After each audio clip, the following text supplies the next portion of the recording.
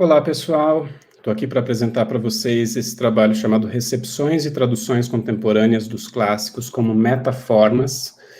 E pretendo ler alguns trechos aqui, mas não o texto todo, então apresento na tela especialmente para a gente poder acompanhar as citações. E esse trabalho é parte de um projeto maior de produtividade em pesquisa do CNPq, iniciado no ano passado,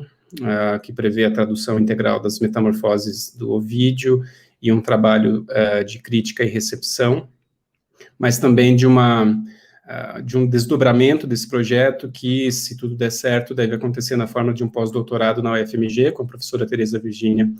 E neste desdobramento específico, eu pretendo trabalhar com recepções contemporâneas de clássicos, especialmente da épica, da tragédia, na forma de poesia contemporânea e na forma de romance contemporâneo, especialmente visando não apenas o estudo de caso dessas obras, mas um estudo das categorias de recepção, tradução, adaptação, versão e reescrita como criação, né, ou como procedimentos de criação,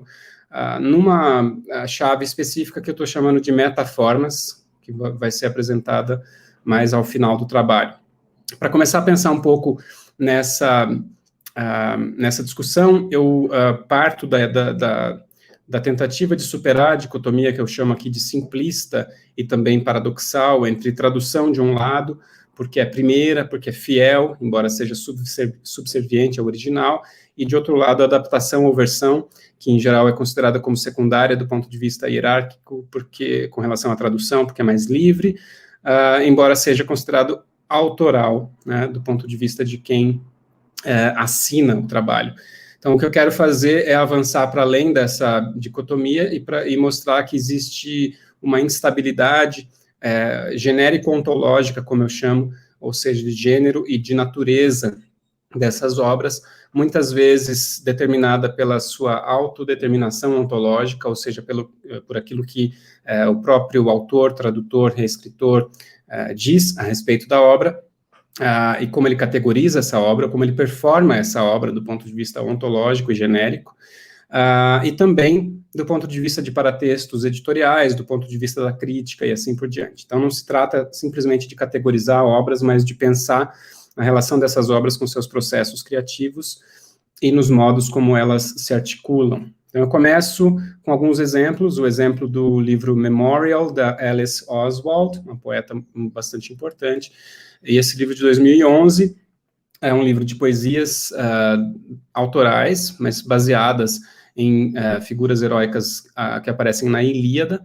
e o subtítulo dele é A Version of Homer's Iliad. E ela diz, então, no seu paratexto, a autora, que esta é uma tradução da atmosfera da Ilíada e não de seu enredo ou story, ou seja, é uma forma de tradução, mas, logo adiante, sem avisar, ela acaba chamando o próprio livro de esta versão. Então, a gente tem aí uma flutuação no modo de performar ontologicamente o gênero desse livro, né, o que vai ser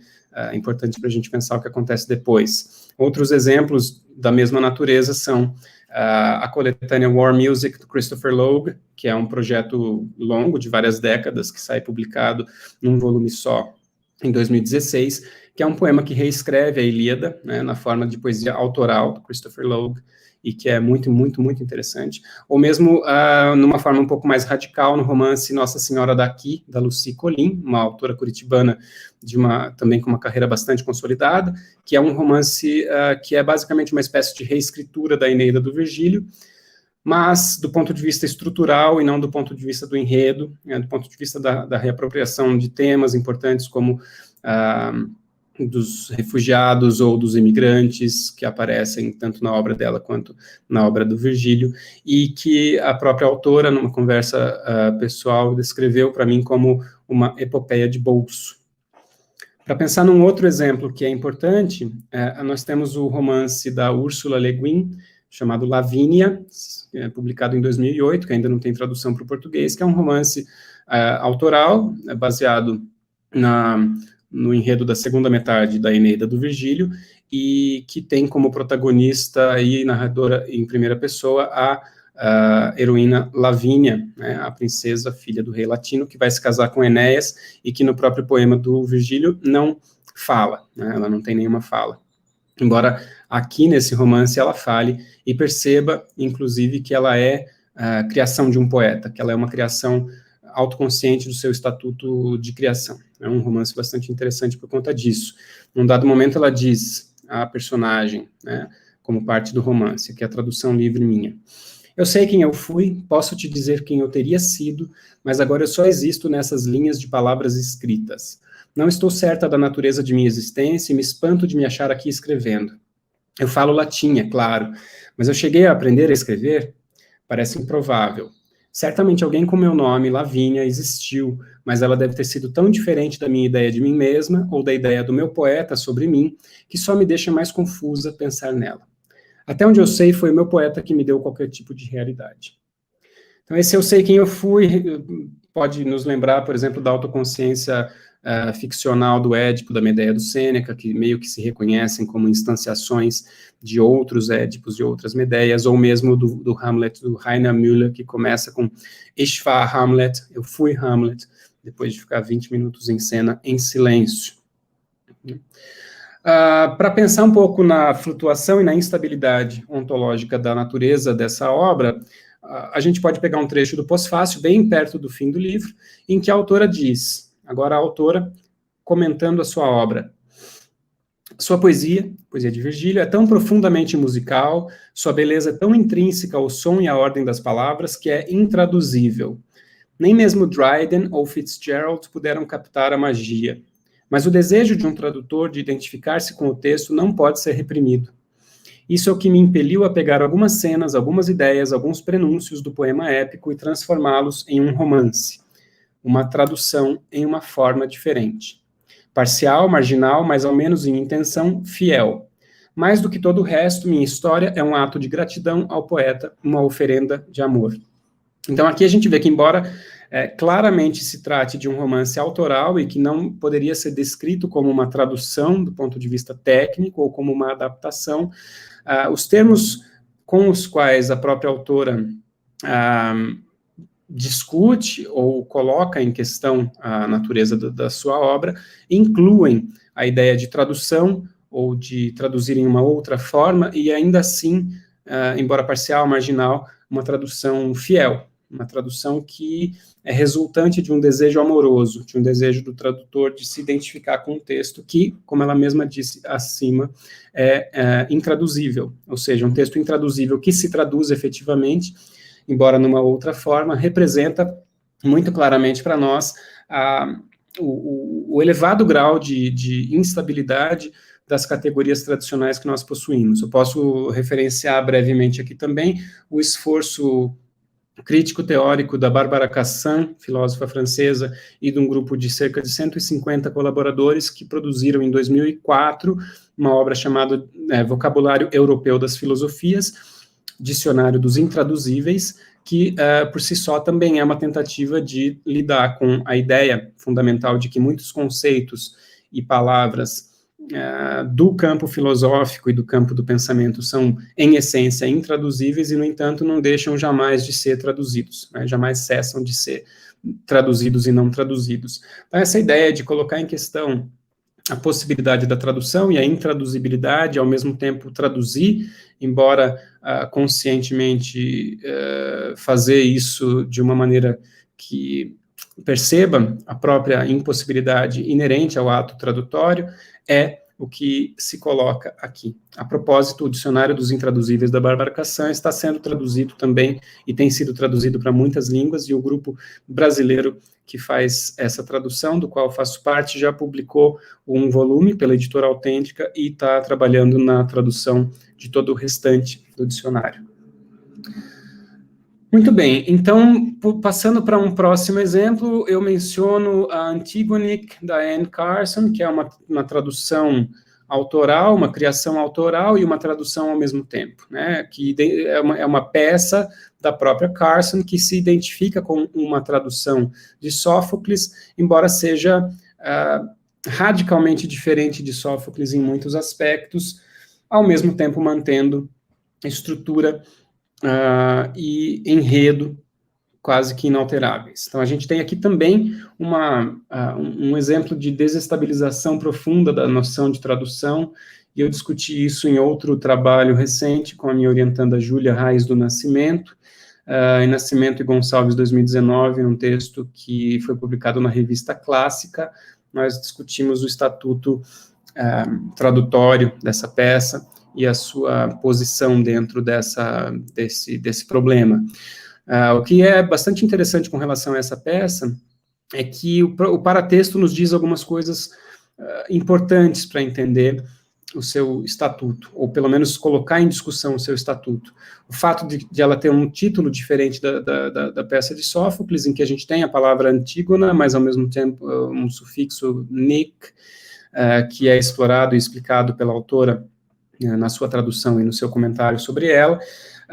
se junta na capa, por exemplo, com o fato de que a peça é identificada como uma peça de Sófocles. A palavra Sófocles aparece na capa com letra minúscula e entre parênteses, e helenizada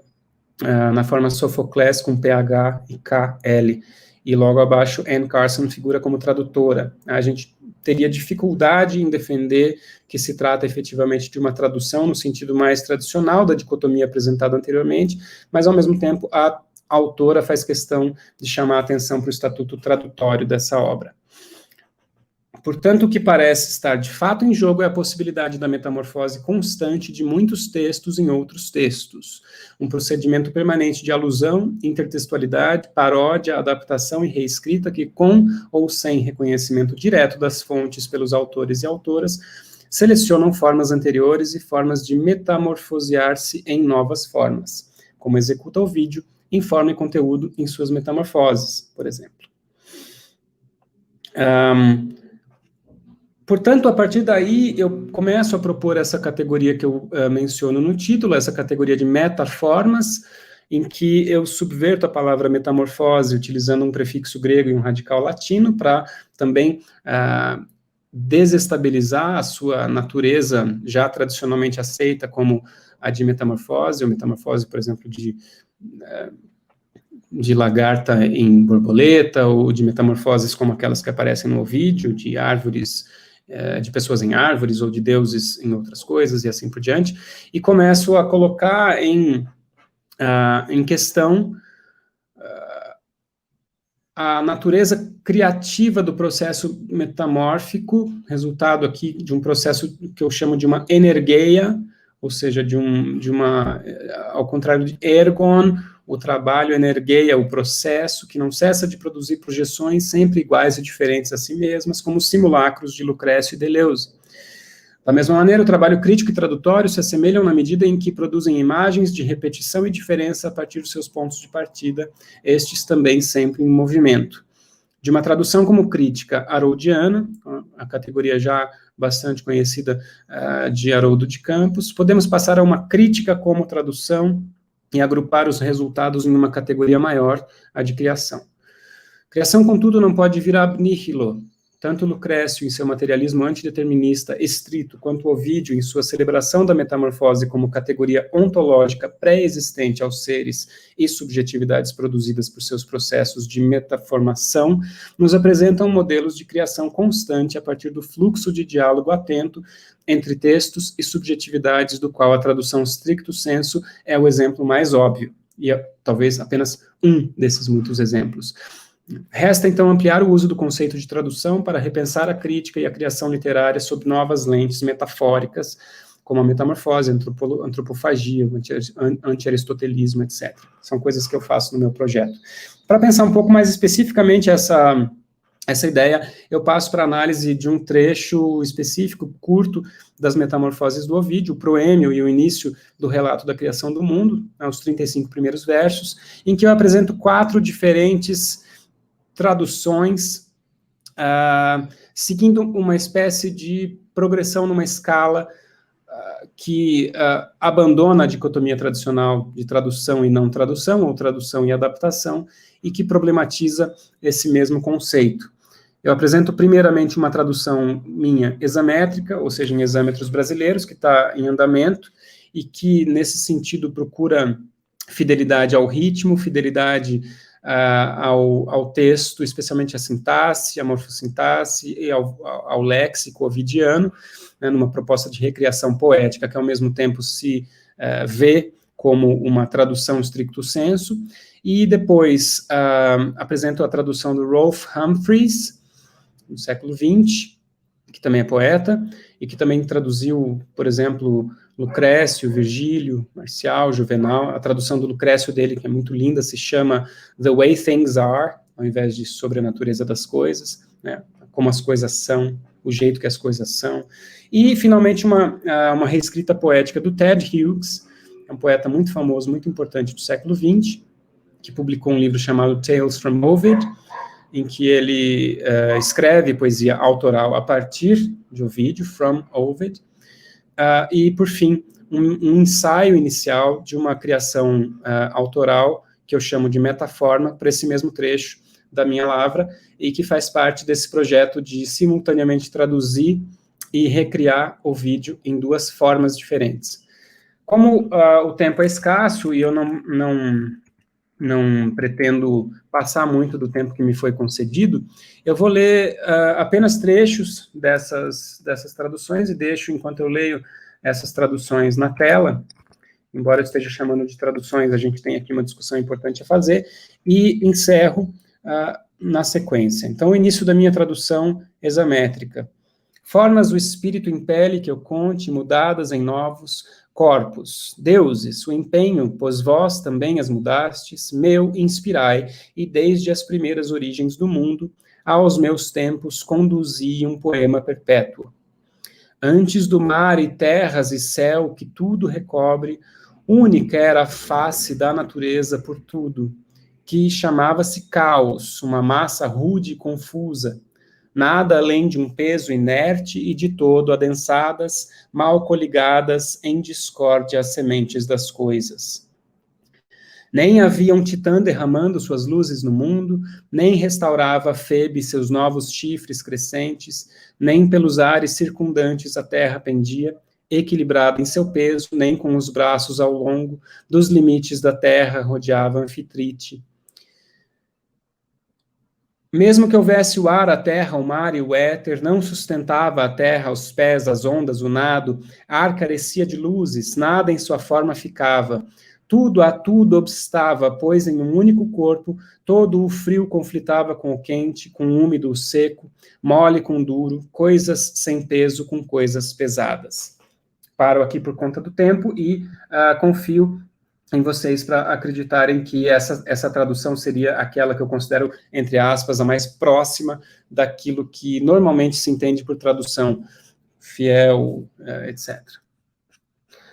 A tradução do Rolfe Humphreys, identificada como tradução, efetivamente, né, eu apresento aqui o volume, então a gente tem Ovid Metamorphosis, translated by Rolfe Humphreys. Ela estaria num segundo ponto dessa escala. Então, vou ler um trecho. My intention is to tell of bodies changed to different forms. The gods who made the changes will help me, or I hope so, with a poem that runs from the world's beginning to our own days. Before the ocean was, or earth, or heaven, nature was all alike, a shapelessness, chaos so-called, all rude and lumpy matter, nothing but bulk, inert, in whose confusion discordant atoms warred. There was no sun to light the universe, there was no moon with slender silver crescents filling slowly, no earth hung balanced in surrounding air, no sea reached far along the fringe of shore. Land, to be sure, there was, and air and ocean, but land on which no man could stand, and water no man could swim in, air no man could breathe, air without light, substance forever changing, forever at war. Within a single body, heat fought with cold, wet fought with dry, the hard fought with the soft, things having weight contended with weightless things. A tradução é bastante próxima do texto latino e lembra bastante a minha, não terei tempo aqui de fazer uma tradução desse trecho,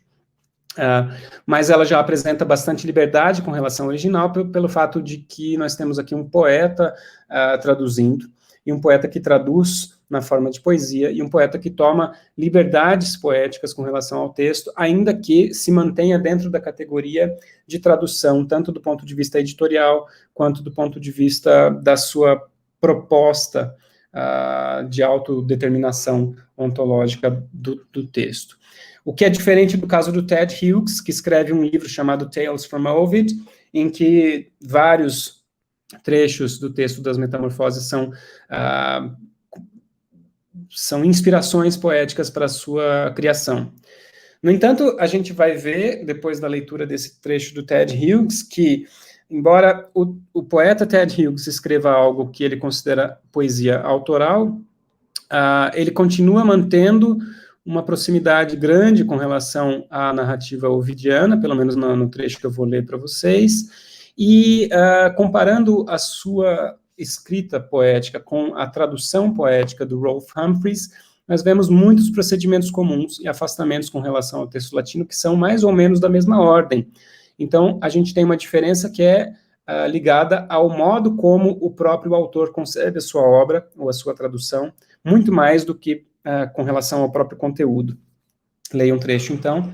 Now I'm ready to tell how bodies are changed into different bodies. I summon the supernatural beings who first contrived the transmogrifications in the stuff of life. You did it for your own amusement. Descend again, be pleased to reanimate this revival of those marvels. Reveal now exactly how they were performed from the beginning up to this moment. Before sea or land, before even sky, which contains all, nature wore only one mask, since called chaos. A huge agglomeration of upset, a bolus of everything, but as if aborted. And the total arsenal of entropy already at war within it. No sun showed one thing to another, no moon played her faces in heaven, no earth spun in empty air on her own magnet, no ocean basked or roamed on the long beaches. Land, sea, air were all there, but not to be trodden or swum in. Air was simply darkness. Everything fluid of vapor, formless. Each thing hostile to every other thing. At every point, hot, cold, moist, dry, soft, hard, and the weightless resisted weight. Passo finalmente a minha criação partindo desse mesmo trecho e encerro logo na sequência. Dizer formas mudadas em novos corpos, contar o que o espírito me obriga, requer o auxílio dos que já mudaram, deuses. Se o verbo faz-se material, ele também, como vocês, muda. Inspirai o carne perpétua até os meus tempos. Antes mesmo dos mares, das terras, do céu que a tudo cobre, o vulto obscuro da natureza, o vídeo fala em formas, species vultus, espectros vagos que se moldam com sua própria substância, caos, mole, indigesto, rude.